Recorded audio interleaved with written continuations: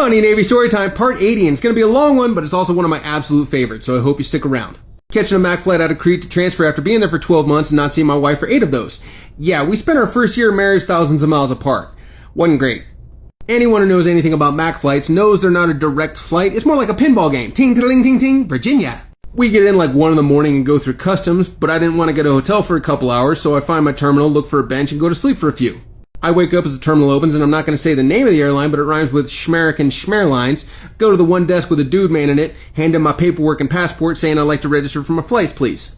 The military ain't big on efficiency, so they're flying me from Virginia to Texas to California to Nevada to Arizona. And 2 of those flights had already been canceled. Yeah.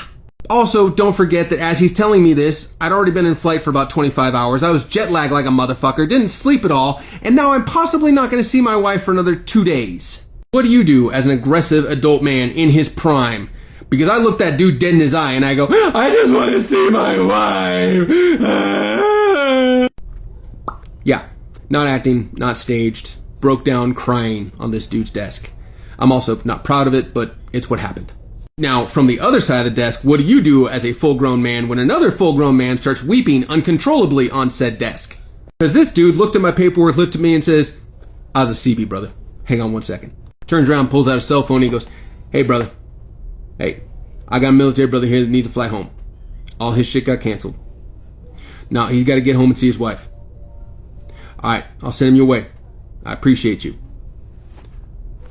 Go down to Delta to get you set up. Take care of yourself, brother. Thank you. Again, not proud of it, but it's what happened. Go down to Delta, there's already a dude waving at me. He goes, hey, man, you my brother? Yes? Alright, cool. Don't even worry about it.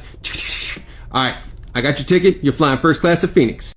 Is there another option? Because there's no way I can afford that, dude. Oh, shoot, man, shoot. You ain't paying for nothing. It's already been taken care of. You get home, give your wife a hug and a kiss from us.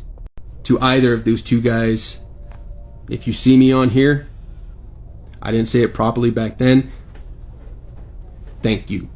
I get to my gate and the stewardess loads me up in first class next to a guy in a suit that looks at me like I'm yesterday's garbage. And again, I slept outside the night before. I look like I'm homeless. But the cherry on top was the old guy in the row next to us who looked at me and said, hey, you military? Yeah, Navy. Rolls up his sleeve with a faded ass EGA on his forearm. He goes, Marines, Semper Fi.